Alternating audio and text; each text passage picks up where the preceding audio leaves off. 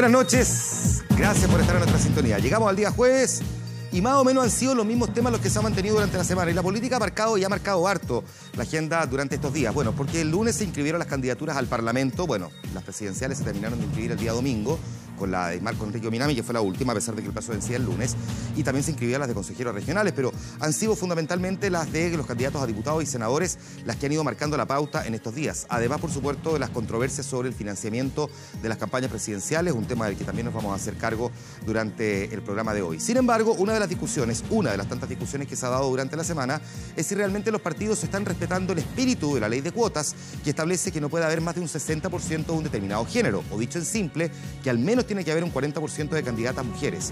Hemos visto que dos partidos, el Humanista y el Movimiento Amplio Social, el MAS, no cumplieron con eso y tienen hasta el martes para rectificar la inscripción de candidaturas. Pero al mismo tiempo, lo que ocurre con Trinidad Parra, postulante de la Democracia Cristiana por la circunscripción de Arica, de la Democracia Cristiana, que vea que al mismo tiempo su partido públicamente ha dicho que va a apoyar a José Miguel Insulza. La pregunta entonces es si la llevan solo para cumplir la ley de cuotas, y según ella, sí, porque así se lo dijo el partido. Yo sé que de alguna manera estoy anticipando cuál podría ser su respuesta, pero aún así quiero mostrarles la pregunta que tenemos publicado en nuestra fanpage en facebook.com/24horas.cl. Y esa pregunta está vinculada precisamente a si cree que los partidos respetaron el espíritu de la ley de cuotas femeninas al Parlamento. Ahí tiene la pregunta entonces y vamos viendo cuál es su respuesta conforme avanza el programa. Recordamos entonces la dirección en nuestro fanpage en facebook.com/24horas.cl. Vamos a estar hablando de eso porque vamos a tener invitados también, candidatos que, sorteando obstáculos y con algunas dificultades, llegan también a la papeleta. Vamos a hablar de eso con algunos de nuestros invitados en los próximos minutos. Va a estar Mario Orsini, Luis Larraín, en fin, vamos a conversar con algunos de ellos más adelante aquí en el programa. Algunos titulares para comenzar el Vía Pública de este 24 de agosto del 2017, horario prime del canal de Noticias de Chile, 24 horas, cuando son las 11:06. Los candidatos presidenciales criticaron a los bancos por no darles crédito para financiar sus campañas políticas. Fuego cruzado entre Carolina Goich y Alejandro Guillé con Sebastián Piñera. Damnificados, anegamientos y cortes de caminos deja el paso del sistema frontal en el sur del país. En Chiloé, el alcalde pide que se declare zona de catástrofe. Y la alcaldesa de Providencia planteó una dura oposición al proyecto del teleférico que uniría esa comuna con Ciudad Empresarial. Rechaza que la estación terminal esté en una zona de alta congestión en su comuna. Una historia que ya le vamos a explicar en detalle. Pero vamos a comenzar con esta frase de basta de lloriqueos, que fue el recado que Andrés Chadwick, el jefe de campaña de Sebastián Piñera, le mandó al candidato presidencial independiente Alejandro Guillé. El senador se ha quejado de que los bancos no quieren otorgarle un crédito para financiar su campaña precisamente porque es independiente. Un problema que también se extiende aparentemente a otros aspirantes a la moneda, según lo dejaron entrever durante la jornada de hoy y que provocó este fuego cruzado. Una elección no es una competencia de billeteras. Fue el mensaje que Sebastián Piñera le envió a su contendor Alejandro Guillé, el candidato que se ha quejado públicamente de los problemas que ha tenido para buscar financiamiento de la banca privada y pública para su campaña presidencial. Fue por esto que la frase de Piñera no le cayó muy bien. Efectivamente, Sebastián Piñera, elecciones no son competencia de billeteras, pero fácil decirlo cuando cuentas con 200 millones de pesos para empezar. Además, Guillé acusa que, por ejemplo, Banco Estado le negó un crédito. Un candidato independiente en Chile no tiene acceso al crédito para postular una campaña. O sea, o es millonario o alguien le financia la campaña. El Banco del Estado se acogió, ¿no es cierto?, a un fundamento legal que prohíbe que los parlamentarios tengan deudas con empresas públicas. Reclamos del candidato Guillé que tuvieron una dura respuesta desde el comando de Sebastián Piñera. En vez de andar llorando porque se siente que está como huérfano, que vaya donde los partidos que lo han proclamado. Ha quedado una vez más de manifiesto la conducta de patrón de fondo que la derecha tiene. No tenemos platas en paraísos fiscales. Según el Servicio Electoral, los partidos que apoyan a Guillé sí podrían donarle dinero a su campaña. El problema es que al momento en que el CERVEL le devuelva el dinero a Guillé por los votos que obtenga en la elección presidencial, el candidato solo puede pagar los gastos de campaña y no devolver en bruto lo que el partido le donó. Pareciera que solamente aquellos que tienen recursos, solamente aquellos que son millonarios, como Sebastián Piñera, pueden participar en una campaña presidencial. El gobierno tiene que tomar cartas en este asunto para que efectivamente el financiamiento público sea posible. Si no, que le entreguen la banda directamente, la banda presidencial a Sebastián Piñera. Me imagino que los propios parlamentarios plantearán alguna solución, ya que ellos aprobaron la ley en su minuto. No sé por qué el senador Guillé rechaza hoy día lo que él mismo aprobó con su voto ayer. Tal vez, ¿cierto?, no leyó el proyecto de ley que él votó. Y desde el comando de Piñera le recordaron a Guillé que si los bancos no le prestan dinero es porque no tienen la certeza de que los votos que obtengan las elecciones sean suficientes como para poder devolver el dinero prestado. Ya empezó ya entonces el fuego cruzado entre los candidatos. Vamos a ir ahora a una propuesta que hace una en particular, que es la postulante del Frente Amplio, Beatriz Sánchez, que presentó su propuesta sobre pensiones, en la cual elimina a las AFP del sistema previsional. Beatriz Sánchez anunció que recogió las ideas de la coordinadora No Más AFP y, basándose en ellas, un programa que establece 10 pilares. Entre estos destacan crear un sistema de reparto, establecer una pensión básica igual al sueldo mínimo y retirar a las administradoras de fondos de pensiones del sistema de seguridad social, quedando como instituciones opcionales para los afiliados que deseen complementar su jubilación. Además, se establece bajar la cotización de los trabajadores de forma gradual de un 13 a un 9%, mientras que la de los empleadores subirla de un 5 a un 9%. Junto con lo anterior, detalló las políticas económicas para conseguir que el nuevo sistema de pensiones que propone para un eventual gobierno sea sostenible. Estas fueron las palabras de la candidata presidencial del Frente Amplio. Necesitamos es asegurar pensiones dignas para Chile, y esto requiere cambios estructurales profundos, graduales, y esto es muy importante, pero que sean permanentes en el tiempo. Por eso es que asumimos la propuesta de la Coordinadora Nacional de Trabajadores No Más AFP y la asumimos como nuestra. Un sistema moderno y sostenible de reparto solidario, de ahorro colectivo y financiamiento tripartito. Establece pensiones que son definidas, y esto es muy importante. Hay una pensión mínima a todo evento, para todas las personas, una pensión mínima que siempre va a ser igual al salario mínimo. De visita oficial en Barbados, la presidenta Michelle Bachelet conoció de cerca la experiencia de ese país en el manejo de catástrofes. Esto como parte de su gira por el Caribe. Más de 5.300 kilómetros separan a Chile de Barbados, dos países que parecen absolutamente distantes. Pequeña isla en las Antillas que este 2017 celebra 50 años de independencia. Zona turística por excelencia donde artistas de talla mundial como Rihanna y Oprah suelen vacacionar y que en total no supera los 300.000 habitantes. Características que, sumado al clima tropical, marcan diferencias con Chile. Pero ambos países tienen más de una preocupación en común, entre ellos el manejo y prevención de desastres naturales. Ejemplo de esto y del trabajo conjunto con Centroamérica es el CDMA, Agencia Intergubernamental para la Gestión de Problemáticas como el Cambio Climático, sus consecuencias, entre otros. Hemos podido escuchar de qué manera ha sido importante este programa de cooperación que Chile está desarrollando con ellos, y a la vez, por cierto, que nosotros podamos aprender de sus experiencias para poder prevenir o manejar de mejor manera las emergencias y desastres en Chile. Segunda visita oficial de un presidente chileno a Barbados y la primera de la presidenta Michelle Bachelet, un encuentro en el que se reunió con las principales autoridades de este país, además del primer ministro Freudel Stuart, con quien realizó una declaración conjunta, visita a Centroamérica que se da en paralelo a la crisis política y social en Venezuela. Hemos construido con Barbados una larga relación y muy firme, y esas relaciones son firmes porque están basadas en valores compartidos como la democracia, respeto por los derechos humanos y el Estado de Derecho. Cita que tiene como objetivo seguir fortaleciendo los vínculos de trabajo y amistad regional que iniciaron juntos en la comunidad de países del Caribe, CARICOM. Desde Centroamérica, en la isla de Barbados, fue el informe de Rodrigo Becerra, las imágenes, y Cintia Rubio, 24 horas. Volvemos a Chile. Las lluvias no dan tregua en el sur del país. La isla grande de Chiloé ha sido la más afectada, con el desborde de ríos y con zonas también aisladas. El sector de Cucao, en la comuna de Chonchi, fue uno de los más afectados por este sistema frontal. Allí, la crecida del río inundó viviendas y la iglesia de la comunidad. 8 familias resultaron damnificadas y las autoridades decretaron alerta amarilla para toda la provincia de Chiloé y en las comunas de Puerto Montt, Los Muermos, Maullín, Calbuco, Fresia y San Juan de la Costa. Los fuertes vientos provocaron caída de árboles y voladura de techumbres, y también hubo deslizamientos de tierra y socavones que dejaron varias rutas cortadas. Esta semana está con un sistema frontal que ha afectado desde el Biobío hasta Aysén, que ya está en retirada, y este viernes en Chiloé se deberán retomar las clases.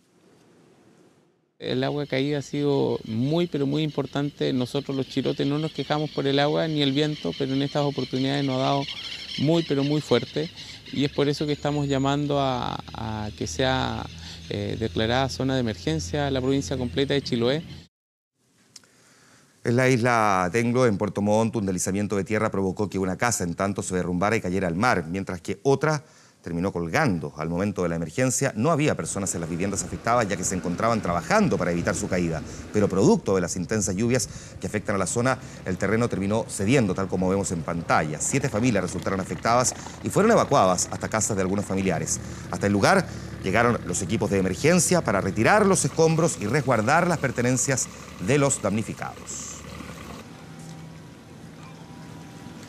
En economía y dejando atrás la jornada negativa de ayer, el precio del cobre retomó el alza cerrando cerca de los $3 la libra.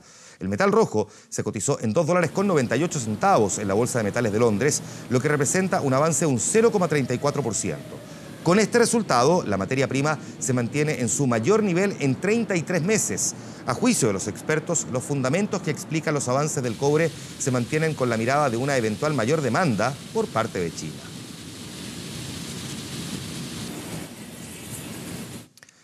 Y la Municipalidad de Providencia reiteró su rechazo al teleférico que va a unir esa comuna con la ciudad empresarial de Huechuraba. La alcaldesa aseguró que el proyecto, por lo menos tal cual está diseñado, no va a ser aceptado bajo ninguna circunstancia. Su postura la tiene enfrentada con el alcalde Carlos Cuadrado y con el gobierno, que no quiere cambiar el lugar en donde se construirá esa terminal. Este es el proyecto de la discordia, un teleférico que unirá la ciudad empresarial en Huechuraba con la Plaza Nueva Zelandia, la que se ubica a un costado del Costanera Center en la comuna de Providencia. 13 minutos de viaje entre terminal y terminal, 3,3 kilómetros de extensión, 6.000 pasajeros que lo utilizarán por hora, 3.000 que irán y 3.000 que vendrán. Una idea que hoy enfrenta a dos alcaldes, al de Huechuraba que lo desea y a la líder de Providencia que en las actuales condiciones lo rechaza. Esa es la forma en que piensa el presidente Trump. Si Trump está construyendo muros, la alcaldesa Matei está cortando cables. Así el proyecto, que pretende convertirse en una nueva alternativa de transporte, generó inmediata polémica. Y que los alcaldes otros digan lo que quieran, yo no voy a caer en controversias con ellos. Porque el lugar escogido en Providencia, a metros de un concurrido mall, en donde debe levantarse una torre de 5 pisos que funcionará como terminal, no posee las características necesarias, según la alcaldesa, para un proyecto de esta envergadura. Esa plaza Nueva Zelanda es uno de los lugares más congestionados de Chile en términos de peatones. Y resulta que van a transitar aún más peatones por ahí, porque ligerito va a empezar, o en algún minuto va a empezar a funcionar, la torre Costanera Center, que hoy día no está funcionando. Va a llegar más gente de Cerrillo, etcétera, por la línea 6. Y además, con la gente que vendría a usar el teleférico, sencillamente la gente ya no cabría. La percepción de la alcaldesa es ratificada por algunos vecinos, aunque otros celebran la futura construcción. Mire cómo estamos ahora en este minuto, que se colapsa así, imagínense más adelante. ¿Qué les parece ese proyecto? Pésimo. ¿Pésimo? Pésimo. ¿Por qué? ¿Cuál es el gran inconveniente que ven? Va a fear más de lo que está esto. A mí sí me encantaría. ¿Le encantaría por qué? Porque haría más gente, más público, pienso yo. Más público que unos aprueban y otros rechazan, ¿no es un sistema de transportes que busca unir a dos comunas? Otro de los fundamentos para decir no de Evelyn Matei. El teleférico no es entre Providencia y Huechuraba, es entre Providencia y la ciudad empresarial. Este es un proyecto para las élites, para la gente que trabaja en y que son los dueños de la ciudad empresarial, no para Huechuraba. Equivocación total. Ciudad empresarial es parte de la zona norte de Santiago y está emplazado en Huechuraba. Y el beneficio de que ese teleférico inicie en ciudad empresarial responde a la necesidad mayoritaria del pueblo de la zona norte de Santiago de cruzar al sector oriente con condiciones de transporte de 12 minutos en lugar de los 40 minutos que tardan en la micro adentro de un túnel en taco. El proyecto fue anunciado hace bastantes años. De hecho, en 2011 fueron los ministros de Obras Públicas y Transportes de la administración Piñera los que hablaban de sus bondades. Gobierno que, como titular del trabajo, integró la ahora alcaldesa Evelyn Matei. Oponerse a un proyecto que es bueno la ciudad por razones solamente de una comuna me parece una mala aproximación a los temas urbanos y de movilidad. Pero Matei responde y es tajante. Providencia no se opone al teleférico, dice, pero se debe buscar otro sector, otro punto de la comuna, para levantar la torre terminal. En otro lugar lo podemos conversar sin ningún problema. Todas las objeciones o todos los problemas que se puedan generar, tanto durante la etapa de construcción como cualquier otro, van a poder ser resueltos. Polémico proyecto que está en marcha. El llamado a licitación ya se hizo. Y atención las 18 empresas interesadas que compraron las bases, que para ellas va este mensaje. Nosotros vamos a presentar en septiembre recursos ante la justicia y vamos a tratar efectivamente de parar esto. Si es necesario tomarse calle, si es necesario tomarse plaza, lo vamos a hacer. Y que los privados que retiraron bases sepan que ahí no lo vamos a aceptar. Así que la lucha es con todo. Y quiero que quede súper claro que ahí no lo vamos a aceptar bajo ninguna circunstancia. Rechazo total para un proyecto cuyo diseño se mantiene, el que quiere modificar Providencia, en donde la consigna es llegar hasta las últimas consecuencias. Algunas de las historias nacionales que han tenido lugar durante este día jueves. Pendiente tenemos otra arista de la política que vamos a abordar más adelante en el programa. Ya en un momento le recordamos la pregunta a propósito del debate que vamos a tener. Pero antes de la pausa... TVN. Estamos de regreso. El juez de la Audiencia Nacional de Madrid decidió dejar en libertad condicional con medidas cautelares, eso sí, al cuarto presunto integrante de la célula yihadista que planeó y perpetró los atentados en Cataluña la semana pasada. Se trata de Saad al-Karib, quien tenía un centro de llamadas en Ripoll, el pueblo catalán donde vivía la mayoría de los sospechosos. Al-Karib estuvo detenido 4 días, fue liberado, según el juez, por falta de elementos incriminatorios sólidos como para dictar prisión preventiva en contra de este sospechoso. De todas maneras, el presunto yihadista está obligado a comparecer todos los lunes ante el juzgado, se le prohíbe cambiar de domicilio y también salir de España, por lo que deberá entregar su pasaporte. Según declaraciones ante la justicia, Saad al-Karib le compró un pasaje a Marruecos a Driss Oukabir, otro integrante de la célula, con su tarjeta de crédito y que le fue reembolsado en efectivo. Aquí en nuestra Latinoamérica, el secretario general de la OEA, Luis Almagro, confirmó que la exfiscal de Venezuela, Luisa Ortega, investigará la corrupción de altos funcionarios en su país, incluido el presidente Nicolás Maduro. Este trabajo lo hará junto a los magistrados que fueron designados por el Parlamento venezolano de mayoría opositora, que también están en el exilio. Luisa Ortega dijo que tiene muchas pruebas de corrupción contra los principales dirigentes chavistas y que las entregará a las autoridades norteamericanas, españolas y colombianas para que las investiguen. En Estados Unidos, los 10 jueces designados para este caso aseguraron que ya tienen la logística lista para comenzar a sesionar tan pronto como la próxima semana incluso. Y en los deportes, Arsène Wenger confirmó que Alexis Sánchez está listo para jugar ante el Liverpool este domingo y también para viajar a Chile y jugar por la selección en las eliminatorias. Lo que no está claro aún es su futuro. En Londres siguen especulando con un posible traspaso al Manchester City, el 31 de agosto, el mismo día en que juega la Roja con Paraguay, en la fecha tope para una transferencia. Tendríamos que venderlo. No podemos tener a alguien que no quiere jugar aquí. Déjenlo ir, solo traerá problemas al vestuario. Pongámoslo en el mercado y compremos a otro jugador. Diversas opiniones sobre un jugador que genera idolatría en un club con hambre de títulos. Arsenal sigue con la duda si Alexis se queda o se va. Si pagan lo que cuesta que no sea el Manchester City, puede ir a cualquier club fuera de Inglaterra. El problema es ese. Según la prensa local, el Manchester City estaría cerca de contratar al chileno, lo que genera la reacción de los hinchas. Lo tendría un año más. Sánchez se quiere ir porque no ganamos nada. Alexis, desde su retorno a Londres, ha entrenado a pesar de su lesión abdominal. Como siempre, ha mostrado ganas de jugar. Sánchez ha trabajado muy duro para recuperar la forma y estar disponible. Es un jugador muy centrado que siempre lo da todo en el campo de juego. Le encanta lo que hace. Aún no ha podido sumar minutos con Arsenal. Su recuperación y puesta a punto se ha completado y ya está listo para retornar. Estará a disposición para el duelo ante Liverpool este fin de semana. Para mí está listo para ser titular. Tengo que pensar bien lo que tengo que hacer. Hace mucho tiempo que no juega, pero está preparado. Wenger lo confirma para el domingo y además se le pregunta si Alexis viajará a Chile para las eliminatorias.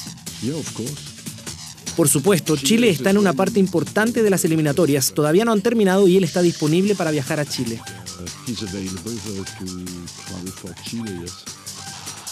Este domingo al mediodía será la jornada. Se vivirá el día más esperado por los hinchas de los Gunners, el regreso de Sánchez al Emirates Stadium. Esto, en todo caso, no es impedimento para una futura venta. Lo que sí es impedimento es el cierre del libro de pases, que es el 31 de agosto. Alexis sin duda ha sido uno de los nombres más apetecidos del mercado. Sánchez siempre ha estado muy centrado en su trabajo y no creo que le afecte todo el ruido. Los jugadores a este nivel están acostumbrados, aunque algunos lo llevan mejor que otros. En los programas de debate en Inglaterra el regreso de Sánchez es tema, aunque no descartan que sea vendido. Si mantienen a Sánchez y Lacazette, tienen más poder de juego. ¿Y Sánchez jugará este fin de semana? No creo que esté en condiciones físicas para jugar. Si Sánchez se va, y no me importa cuánto dinero consigan, será difícil, porque no puedes reemplazar a este tipo de jugador. Todos los jugadores del mundo que son mejores que él están en los equipos más grandes. El esperado retorno de Alexis Sánchez se acerca, sumará minutos ante Liverpool, lo que aún no está definido su estadía en Arsenal, algo que se sabrá definitivamente el 31 de agosto. Algunas de las noticias más importantes de este día jueves. Ya vamos a ir con nuestro panel de conversación en los próximos minutos. Antes,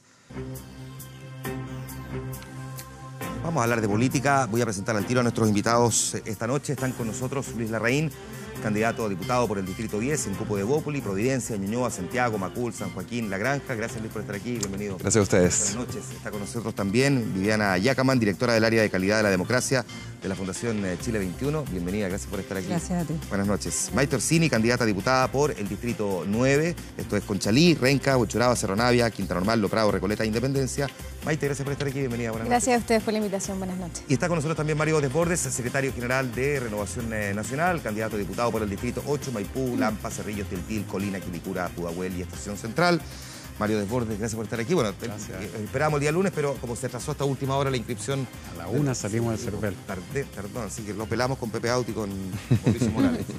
Sí, pero estuvo bueno. Nos salían las piscolas, en cualquier momento nos poníamos a pelar más. Me lo perdí. Sí. Voy a partir contigo.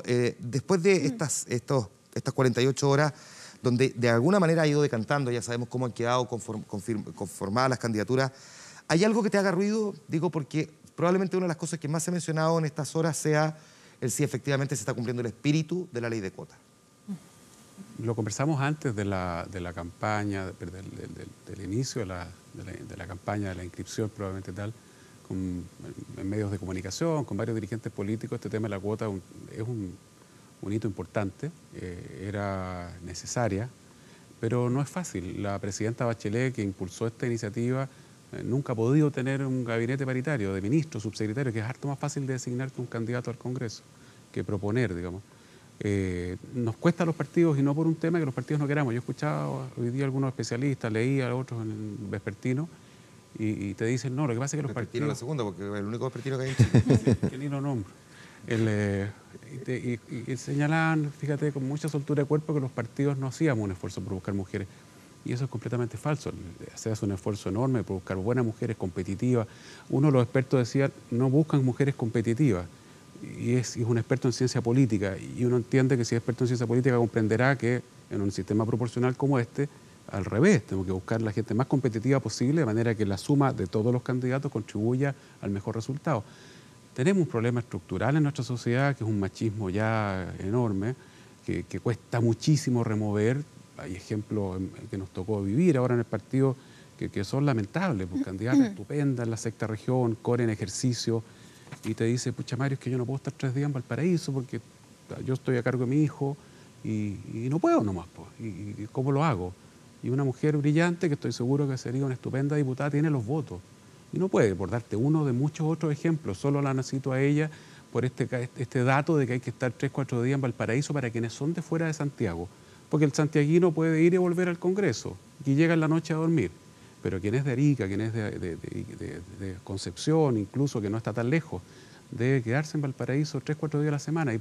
Y en esta sociedad machista, en donde es la mujer la que asume ciertos roles, es difícil. Y eso pasa en todos los partidos, nos pasó a todos transversalmente. Tú ves que los que no pudieron cumplir la cuota son partidos de izquierda, ¿cierto?, que se autodenominan del progresismo. Y yo Comunista y el Movimiento Amplio Social, solidarizo con ambos, porque entiendo que hicieron un esfuerzo enorme y cuesta. Pero, perdón, ¿puedo hacer una precisión con el Partido Comunista? Es que me parece un poquito injusto el diagnóstico. Solidarizo con ellos, No, creo que hicieron un tremendo esfuerzo. No. Salió en los Hay medios un error. así. Sí, lo que pero pasa es que el Partido Comunista tiene una explicación distinta respecto del MAS. Perfecto. Pasó con el Partido Comunista. El Partido Comunista cumplía con su cuota. El problema fue que al momento de inscribir las candidaturas, nosotros cometimos un error administrativo y inscribimos 2 candidatos que eran de otro partido en el Partido Humanista. De hecho, pasó en Osorno, donde el Partido Humanista ni siquiera es partido político, y inscribimos ahí a ese candidato. Entonces fue un error administrativo que la ley establece que hay 4 días para remediarlo, se está remediando, se va a remediar. Hasta el martes para poder corregirlo, claro. Sí, y se va a corregir y todo va a estar bien. Y no se van a seguro bajar que hicieron el mayor de los esfuerzos. Viviana, en tu mirada, ¿los partidos hicieron ese esfuerzo por cumplir el espíritu de la ley o cumplir la letra de la ley? Pero ¿qué es el espíritu de la ley cuando todavía no la tienes? O sea, yo creo que igual es pedirle bastante a los partidos. Entiendo los procesos, esto es un proceso, yo creo que es un avance muy significativo que tengamos ley de cuota, tarde, porque, no sé, Argentina la tiene desde el año 91, México el 96, en fin. Pero yo creo que es un proceso, o sea, finalmente la tenemos, hay que ver cómo se va desenvolviendo. Yo creo que los cambios no ocurren del día de la noche a la mañana, los partidos van a tener que empezar a buscar los lugares, las mujeres para poner, y también van a tener que hacer un trabajo de formación, porque si tú miras en las bases, la mayoría de las dirigentes locales, o la gran mayoría de los dirigentes son mujeres. Sin embargo, la visibilidad es menor porque efectivamente hace falta un trabajo de prepararlas, de capacitarlas, de darle más herramientas, porque la política es machista. O sea, Dilma Rousseff decía, si tomo decisiones soy autoritaria, si soy sensible, si soy emocional, y los hombres son sensibles, yo soy una... En fin, o sea, como que hay una... En política es muy difícil y por lo tanto yo creo que hay que ir adaptando lo cultural a las reglas del juego y ese espíritu de la ley se va a ir cumpliendo a la medida que vayamos avanzando y aplicándola también. ¿Contribuye la ley a cambiar esa cultura? Sin duda, es el objetivo de las leyes de cuota. O sea, por ejemplo, para volver a los ejemplos latinoamericanos, que son emblemáticos, diría yo, Argentina y México, las cuotas empezaron algo así como en 30%, en Argentina era de 30% y la representación es 38%. En México la cuota se estableció también de 30% y hoy día es 42%. Es decir, hay un proceso en que las leyes de cuota efectivamente logran, con el paso del tiempo, generar no solo matemáticamente una mayor representación de las mujeres, sino que se genera el ciclo completo. Tienes más mujeres en el Parlamento, tienes temas que les interesan a las mujeres más, tienes una perspectiva de mujer en los debates y eso va generando un círculo virtuoso, digamos, pero no es algo automático, ocurre a lo largo del tiempo, ¿no? Maite, en tu mirada, ¿sientes que los partidos efectivamente hicieron ese esfuerzo? Más allá de los partidos con los que a ti te ha tocado trabajar, en la mirada en términos generales. Porque la sensación que le queda a la gente, a propósito, por ejemplo, el episodio de Trinidad Parra, en Arica, la candidata a la democracia cristiana como competidora en tanto al Senado, y que el mismo día el Partido Demócrata Cristiano, que es el que la lleva como candidata, dijo que iba a respaldar a José Miguel Insulza. Hoy venía en el Mercurio diciendo, sí, claro, me llevan por cumplir con la ley de cuotas. Sí. Pero uno podría decir, ¿es extrapolable a todos los casos o no, digamos? Sí, mira, déjame ir un poquito más atrás. Acá nosotros vivimos en nuestro país una situación que es bien grave. En Chile, si bien las mujeres somos más del 50% de la población, hoy día estamos en el Congreso representadas solamente en un 15,6 o 15,8% aproximadamente, lo que en sí no es un problema. El problema real, a mi parecer, es que al no estar representadas las mujeres en el Parlamento, hoy día nosotros tenemos legislación cargada de mucho machismo. Y eso es lo que nosotros queremos reparar. Nosotros queremos tener igualdad de derechos y oportunidades entre hombres y mujeres. Y eso también influye en las leyes y eso hoy día no pasa en las leyes porque no hay mujeres ahí que alcen la voz. Entonces, sin duda fue un gran paso el haber establecido esta legislación que señala que ningún partido político puede llevar un elenco al Parlamento, solo al Parlamento. Eso es un problema, ojalá pudiese ampliarse también a otros espacios, pero es un avance que superen un 60% en un solo género. Hoy día se presentaron 412 mujeres al Parlamento. En la elección anterior hubieron solo 100 mujeres al Parlamento. Entonces, hoy día yo no puedo saber si esas candidaturas son galletas o no son galletas hasta que llegue el día de la elección y veamos si efectivamente lo eran o no. Si, perdón, las candidaturas, o sea, los conglomerados estaban llevando candidaturas femeninas con electividad o simplemente lo estaban haciendo para llenar la cuota que señala la ley. Digamos que solamente para matizar, considerando cómo funciona el sistema, digamos, y el llenar los cupos y el tratar de acumular una gran cantidad de votos, y como esto sigue siendo finalmente por lógica de cifra repartidora, también puede haber hombres galletas, digamos, o sea, también pueden haber como candidatos galletas. No, ese es el tema. Acá nadie ha hablado de candidatos galletas. Acá lo que se habla es de candidatas galletas o candidatas relleno. Nadie ha hablado jamás de que se han establecido candidatos hombres rellenos. No, pero que nadie lo diga no significa que no existan. También uno mira la conformación de ciertas plantillas y es evidente que hay candidatos que no tienen ni una posibilidad de ganar y que van simplemente acompañando, pero que son galletas, independientemente de que no están puestos ahí para cumplir con la ley de cuota. No con la cuota, claro, porque por algo hay 550 aproximadamente candidatos hombres y Solo mujeres. para ser bien preciso, la ley de cuota no establece que tiene que haber un 40% mínimo de mujeres, sino que la ley de cuota dice que tiene que haber, no puede haber más de un 60% de un mismo género. Claro, pero pasa. Por si en algún momento nos llegáramos a pasar para el otro lado con una cosa que sea muy difícil, pero... En Ruanda ocurrió. Claro, en Ruanda sí, pero yo el otro día lo citaba y me dirán con cara, en Ruanda tienen 63% mujeres, creo. Pero tampoco es tan democrático como para pensar. Bueno. Ruanda tiene otros problemas, digamos, claro. Sí. Y el caso de ¿cómo era el nombre? ¿De Trinidad Parra? De Trinidad Parra, eso. Ahí yo creo que hay una complejidad doble, porque por un lado está el tema de llevar candidaturas que no tienen un trabajo territorial, que fue lo que ocurrió ahí, que ella es una candidata local, pero se priorizó llevar una candidatura como la de Insulza, que no tenía un trabajo territorial, que eso a nosotros desde el Frente Amplio nos preocupa. Nosotros tratamos de llevar candidaturas que tengan un trabajo previo, un arraigo territorial. Y por otro lado está también que... Espera, ¿le preocupa en algunos casos? Porque a Alberto Mayor le estaban ofreciendo candidaturas por... En la región metropolitana. Sí, no, está bien, pero le ofrecieron también ser candidato a senador por Valparaíso.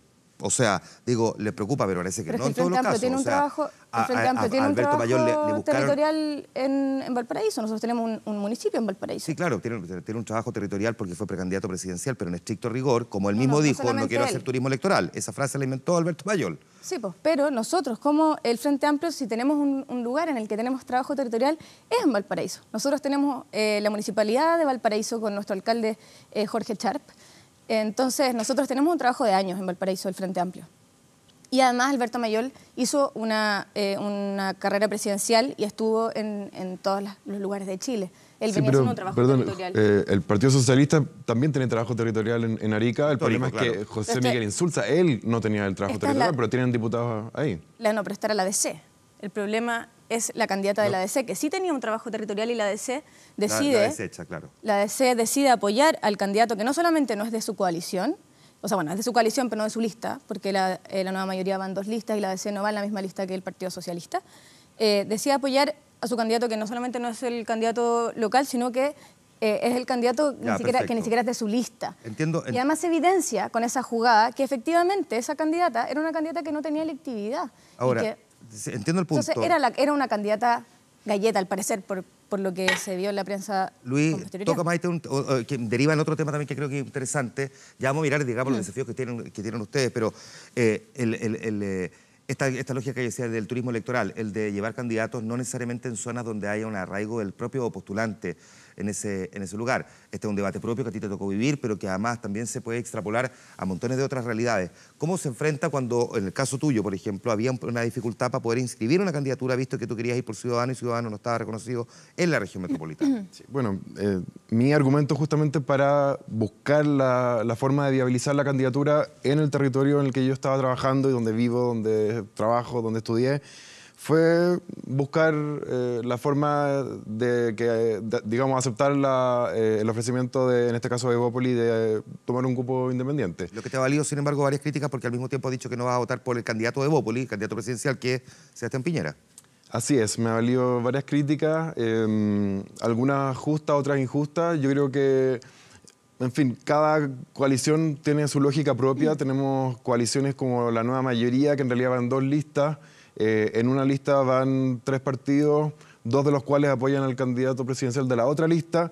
Por lo tanto, bueno, dentro de la misma Chile Vamos hay candidatos y alcaldesas, por ejemplo, diputados que están apoyando a José Antonio Kast, que tampoco es el candidato de la lista. Así que yo creo que esta lógica de la Inquisición, del regimiento que todos tienen que acatar, a mí, digamos, no me parece. Creo que lo ideal es que se diera una confluencia entre las coaliciones y los pactos, pero a veces la lógica electoral no necesariamente va de la mano con la lógica política, y a mí en particular lo que me afectó mucho fue la decisión del CERVEL, que después fue calificada de ilegal por el propio Tricel, que me dejó a pocas semanas de la inscripción con un porcentaje de las firmas que faltaba recolectar. Llevamos más del 80%, o sea, no es que no hayamos hecho la pega.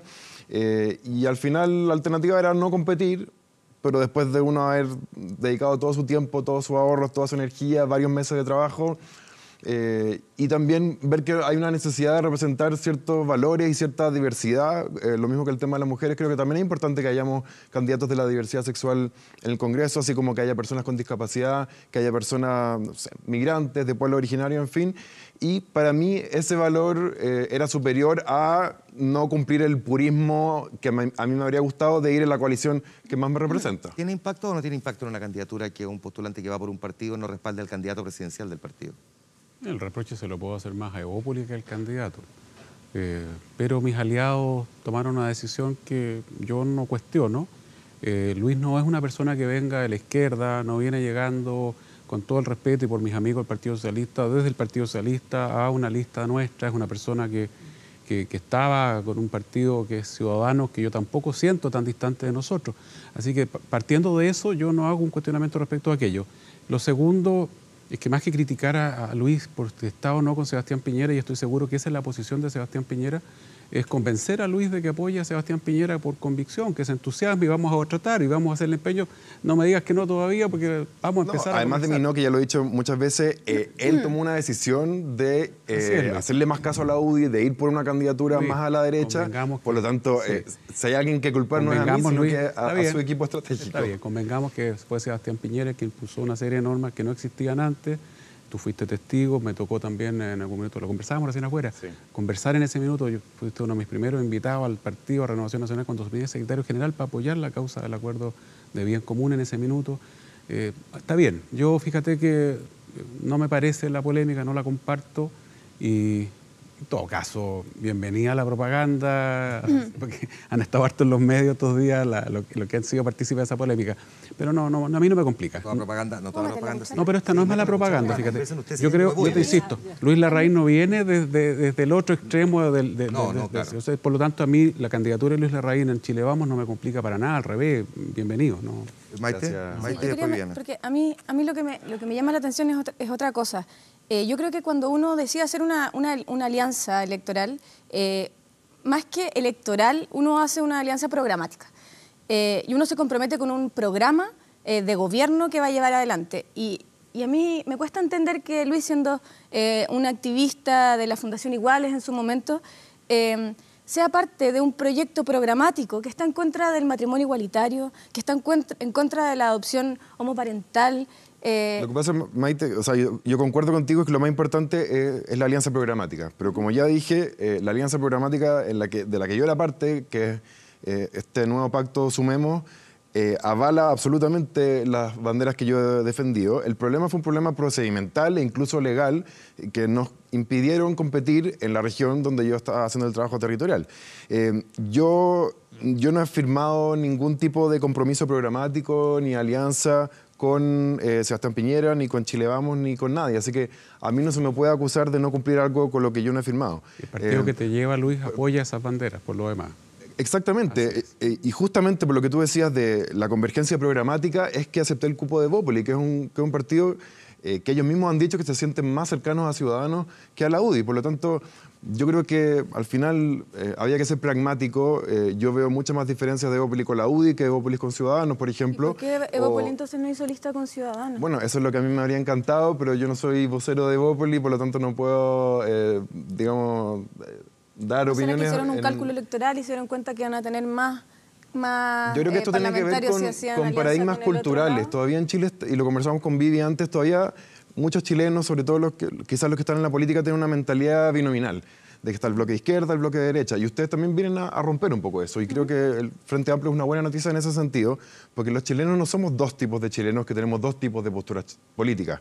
Los chilenos somos tremendamente diversos, nos movemos en eje izquierda-derecha, pero también en eje liberal-conservador, proteccionista, globalista, en fin, hay miles de ejes que definen hoy día la política, y al final yo creo que Evópolis está con la UDI, con RN, en gran parte porque son partidos que vienen de una tradición cultural de apoyo a la dictadura en su minuto, de ideas de centro-derecha, pero en el futuro yo no veo nada de imposible que Evópolis se reúna no solamente con Ciudadanos Amplitud, sino que incluso con el Partido Liberal, que está con ustedes en el Frente Amplio, sin compartir muchas ideas tampoco. ¿Contribuye o confunde esas diferencias dentro de un mismo pacto respecto de definiciones, digamos, estructurales cuando se trata de un programa de gobierno? Digo, Luis tiene una mirada distinta a la que tiene la UDI, pero finalmente va por un partido que está vinculado a Chile Vamos. ¿Contribuye a esa diversidad o confunde más bien al electorado? Yo creo que no confunde, francamente. Yo creo que estamos dramatizando un poco esta situación y en parte lo que hablamos con Luis afuera es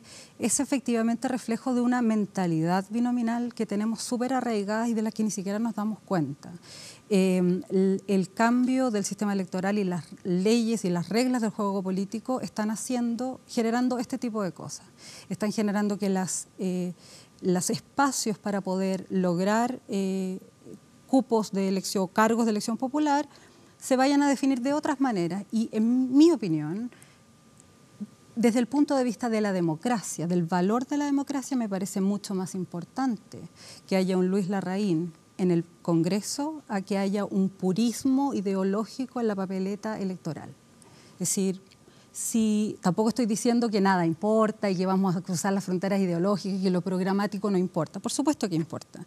Pero si él se siente suficiente, un candidato, él cualquiera, se siente suficientemente cómodo como para estar en un lugar y se siente cómodo, mira qué interesante, porque se siente cómodo de decir, no voy a votar por Piñera.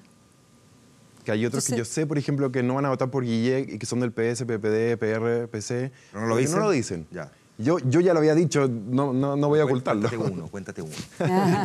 Uno, mucho. O sea, yo creo que hay una fluidez hoy que ya día. Somos demasiado amigos hace muchos años como para que no me diga un nombre, ¿no?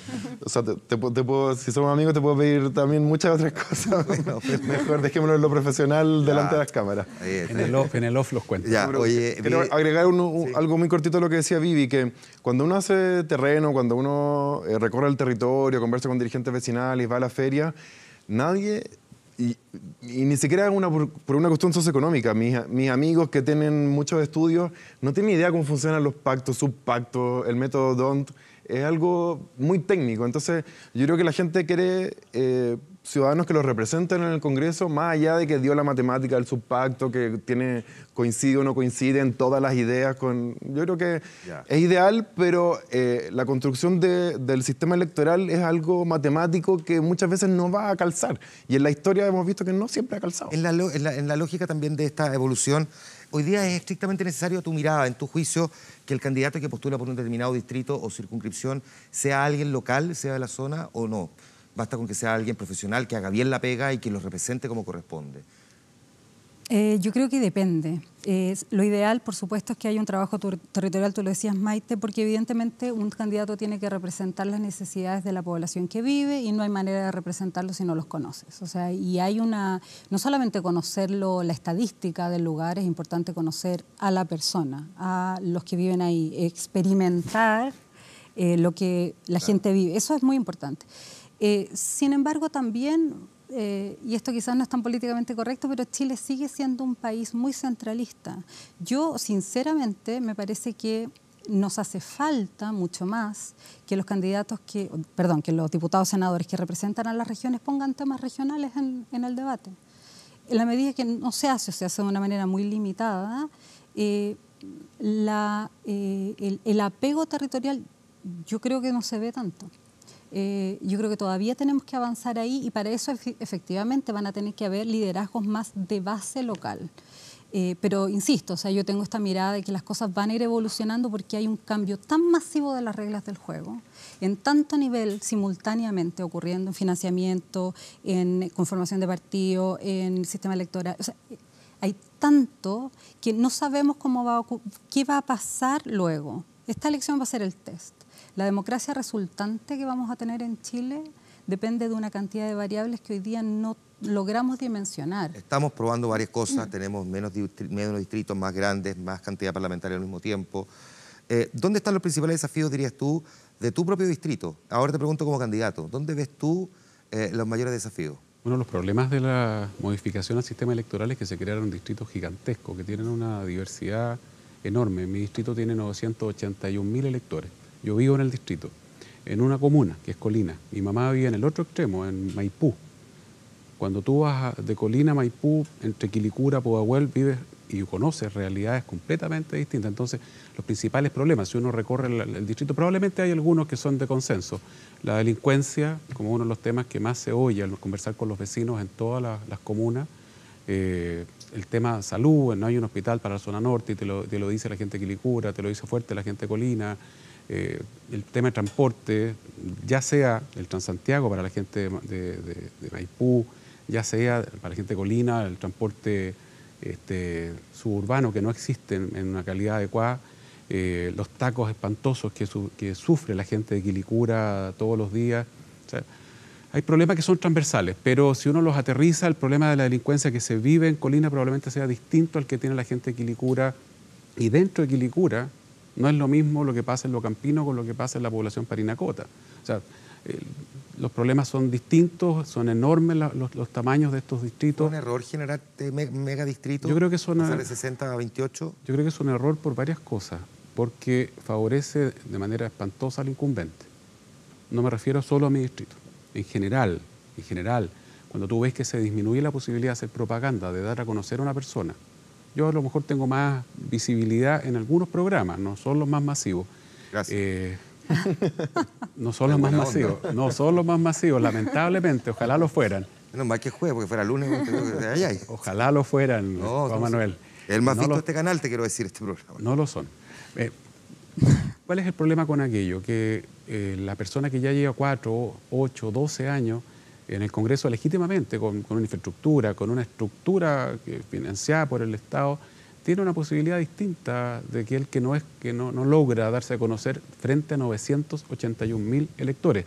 Restricciones en propaganda, restricciones en el periodo electoral, se hicieron una serie de restricciones que parecen muy naturales en cantidad de propaganda, el tipo de propaganda, dónde ponerla, etcétera, pero que favorecen al incumbente, habiendo incumbentes estupendos, yo no lo discuto. Si no tiene que ver con la calidad del incumbente, sino que el hecho tamaño del distrito, de el tamaño del distrito hace muy difícil tomar contacto con la gente que vive en él, y los 3 distritos que estamos aquí representados son también enormes, como para decir uno, bueno, la verdad es que usted me va a ver en el Club de Adultos Mayores, me va a ver en la Junta de Vecinos, me va a ver en la cancha, o me va a ver en... Sí, Maite, te pasa a ti lo mismo, ¿no? No, la verdad es que yo discrepo, creo que el sistema binominal, que es el que teníamos antes, hay consenso en la izquierda y la derecha que había que... Es una cuestión de sistemas electorales, no era necesario que hacer crecer los distritos para modificar el sistema. Sí era necesario, porque pasa que si tú tienes distritos más pequeños, tienes que tener menos representantes, no es así. ¿cierto?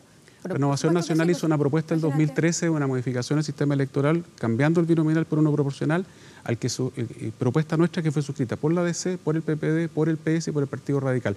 Solo nuestros socios de la UDI no lo quisieron suscribir. Podemos tener 8 candidatos en 2 comunas.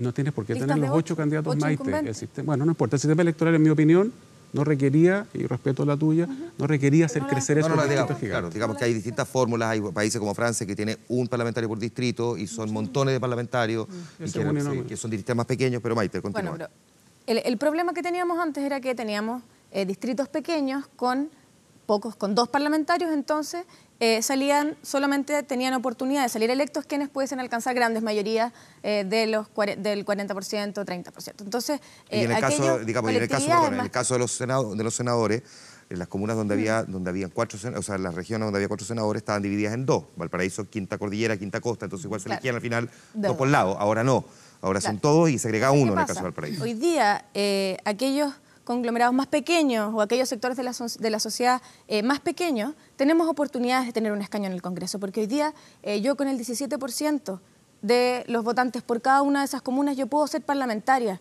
Antes yo necesitaba tener una gran mayoría. Entonces, los más pequeños no teníamos oportunidad de obtener un escaño en el Congreso. Entonces yo creo que ahora, siendo más, pudiendo acceder a un escaño con una con un menor porcentaje de votos, hace que haya más diversidad en el Congreso. Y yo creo que la política, nosotros vamos a tener una mejor democracia cuando la mayor cantidad de sectores de la sociedad estén representados. Yo espero que al Congreso lleguen todo tipo de personas. ¿Dónde ves tú la dificultad en tu distrito para ti competir? ¿Dónde sientes que está la mayor dificultad? ¿En tus contendores, en la conformación de las listas, en el desafío propiamente tal del trabajo de comunas que son diversas? ¿Dónde? Y también estoy en desacuerdo con aquello de con limitar el tema de la propaganda. También pasa lo mismo, aquellos que tienen miles de millones de pesos, aquellos partidos políticos que tienen propiedades y que pueden hipotecar esas propiedades y pedir créditos, etcétera, tienen mayor posibilidad y tapizaban el distrito con papelería y eso les da propaganda, no es de cantidad de propaganda, pero lo conversaremos. Eso les da electividad. Hoy día también, cuando se limita el gasto electoral y se limita la propaganda electoral en la vía pública, hace también que colectividades con menos recursos tengan más oportunidad de darse a conocer. Te pregunto, ¿cuáles son los desafíos? ¿Cuál es la dificultad? Sí, la dificultad que tú ves para tu candidatura en este distrito. Yo creo que son varias. Primero, concuerdo con Mario en que el distrito es gigante. En mi distrito son 1.200.000 habitantes, el padrón es de 800.000 votantes también, son 8 comunas. Y a mí me encantaría poder conversar con cada uno de los vecinos de estas 8 comunas, pero me es imposible en 2 meses. Yo no alcanzo a tocar todas estas cientos de miles de puertas y me encantaría poder tener una conversación con todos y no lo voy a poder hacer. Tengo que buscar medios alternativos de llegar con el mensaje de Revolución Democrática al Frente Amplio y de esta candidatura a estas personas. Lo segundo es que también para llegar con un mensaje, para llegar con ideas hay que gastar plata. Y partidos como el nuestro, que son emergentes, que son pequeños y con pocos recursos, no tienen la posibilidad, o sea, quizás si yo tuviera millones de dólares no necesitaría tocar todas las puertas para llegar con mi mensaje, pero no tengo ni los millones de dólares ni los dobles necesarios para tocar todas las puertas. Entonces, probablemente sea más difícil llegar a cada una de esas personas. Yo tengo la suerte de que soy una candidatura más mediática y tengo la posibilidad de estar sentada acá y lo agradezco, muchas gracias. Y quizás por acá yo puedo mandarle los mensajes que quiero mandar a mis electores, pero quizás otros compañeros de mi lista no tienen esa oportunidad. Entonces yo creo que esas son las 2 grandes dificultades, las económicas y la... Lucho, en tu caso, el distrito tuyo es como la madre de las batallas en los distritos, el distrito 10. ¿Por qué tan ambicionado? ¿Por qué todo el mundo lo quiere? ¿Dónde está tu mayor dificultad? Porque uno revisa el listado, tenés que tomarte un Rabotril para seguir leyendo la cantidad de candidatos que hay. Es impresionante, porque o sea, hay montones. Está Figueroa, está Mayol, está Jackson, está Cruzcoque, bueno, está tú, bueno, está Ramón Faría, eterno ese listado. Marcela Sabat. Sí, pues Marcela Sabat, claro. Así es, bueno, tiene varias dificultades el distrito, además de ser muy igual de grande e igual de diverso como el 8 y el 9. El hecho de ser distrito capital, de cierta forma, le agrega una complejidad, que puede ser una complejidad, pero a la vez algo atractivo, que es que en este distrito existe la oportunidad de visibilizar más temas que son temas nacionales, que no necesariamente tienen que ver con lo local. Están esos temas y ahí hay grandes diferencias entre, por ejemplo, la Granja San Joaquín con Providencia, Ñuñoa, pero también en Santiago, en Providencia, es donde se toman las decisiones políticas, se toman las decisiones empresariales, donde está concentrado el poder económico, y en Santiago van todos los días a trabajar 2 millones de personas, en Providencia van todos los días a trabajar 1.800.000 personas, por lo tanto es como el distrito más simbólico, donde creo que además de que se toman las decisiones, para mí como candidato creo que me permite más hablar de temas más estructurales, como los de la diversidad sexual que he trabajado, pero la inclusión en general, los temas políticos, los temas de cuotas que conversamos, y creo que eso le añade la dificultad adicional de que hay que estar preparado para debatir todos los temas, digamos, pero por otro lado, a mí al menos me hace sentirme más cómodo con ese tipo de discusiones. Ahora, con respecto a las dificultades, bueno, no tener partido obviamente que es una dificultad. Puede ser un atractivo también, dado el gran desprestigio de la política. Cuando uno conversa con la gente en el terreno en general, yo diría que reciben mejor a un independiente que a alguien que milita en un partido. Pero por otro lado, no tengo concejales, no tengo alcaldes, no tengo diputados en terreno. Por lo tanto, todas las redes que yo tenga que construir las construyo yo. Nadie me las regala, nadie me las arma. Y eso obviamente que es más difícil. Otra dificultad posible, vamos a ver, es que la abstención hace que tiendan a votar los más politizados, los más disciplinados, y estos son los militantes de los partidos que han votado tradicionalmente por los mismos. Entonces, yo creo que a nosotros, a los candidatos independientes, nos afecta mucho más si la abstención es un 30 o un 60, porque si es un 60 nos conviene porque va más gente a votar y tiene más probabilidad de elegir candidatos nuevos, versus si van muy pocos, van solo los ultraconvencidos. Una última pregunta, Vivian, para entender bien en esta lógica de esta distribución. Primero, ¿tú estás de acuerdo con la manera en que se redibujó el mapa electoral? Yo creo que era necesario, un poco coincido con Maite, que hay una redistribución territorial que va a la par del objetivo político de aumentar la representación. Me parece que se hizo dentro de lo que había un trabajo razonable. También creo que hemos escuchado mucho de los candidatos y candidatas que las extensiones territoriales, eso se habló en la discusión, pero ahora que están en la práctica, hay consenso, digamos, en todos los candidatos y candidatas que la verdad es que impone una dificultad sumado, como decía antes, a que hay restricción de propaganda, restricción de financiamiento, en fin. Por lo tanto, yo creo que también es un tema que hay que mirar. La evolución de los países van evolucionando y a la medida que nosotros digamos, bueno, es verdad, esto tenía un sentido democrático, pero en la práctica ha significado un obstáculo para, por ejemplo, candidaturas independientes o partidos pequeños. Bueno, yo creo que ahí hay pero no me parece mal que haya habido este cambio. Era necesario hacer una proporcionalidad y bueno, y creo que hay que testearlo. Sí. A los cuatro les quiero agradecer que hayan estado sentados conversando con nosotros de política. Suerte, Maite. Suerte. Gracias a ti, Juan Manuel. Y a todos mis voluntarios que me hacen posible estar en el terreno día a día. Muchas gracias a los cuatro. Buenas noches. Pausa. Volvemos de inmediato aquí a Vía Pública. Esperamos.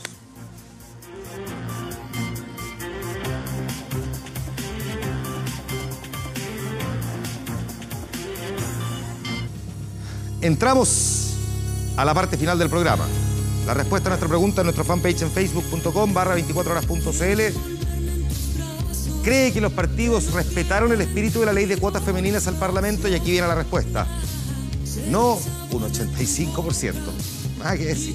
Por más que nos den explicaciones, la gente tiene su propia opinión. Nuestro portal 24horas.cl está destacando, entre otras cosas, esta noticia, que se puede postular el programa Vacaciones de la Tercera Edad, donde hay 3.000 viajes disponibles. Los destinos para elegir son Coquimbo, La Serena, Viña del Mar, Pichilemu, Colbún y Quillón. Así es que, ¿cómo se postula? Lo encuentra ahí en 24horas.cl. Qué buena canción esta. Tenemos hasta ahora en Santiago 7,8 grados. Está nublado en la capital. Y tenemos para mañana nubosidad parcial, 16 grados de máxima. Y para el día sábado va a estar despejado con un poquitito menos de temperatura, 15 grados. La imagen con la que nos despedimos es la de Daniela Romo, que en estricto rigor podría haber elegido cualquiera, pero es una buena canción que recuerda la década de los 80, el apogeo mayor probablemente de la existencia de los cassettes compactos, porque así se llamaban en estricto rigor los que nosotros conocemos como cintas de cassette. Resulta que hay un fabricante en Holanda que decidió retomar una fábrica de cassette porque dice que, así como el vinilo está de vuelta, muchos han tenido la nostalgia de volver a escuchar playlists grabados en cassette más allá de Spotify o de Apple Music o de reproducciones que se puedan hacer a través de distintas plataformas como YouTube. Y que por lo tanto va a ser la apuesta de ver si en el fondo, tal como ocurrió con el vinilo, los cassettes se vuelven a poner de moda. Es interesante que además ocurra en Holanda porque es precisamente en ese país donde surgió la primera fórmula del cassette compacto en 1963, a pesar de que se masificó varios años después. Si el cassette está o no de vuelta, está por verse, pero que en cassette podíamos escuchar canciones como esta, definitivamente. Con Yo no te pido la luna, de Daniela Romo, nos despedimos. Yo los veo el día domingo, en 24 horas central. Descansen, buenas noches.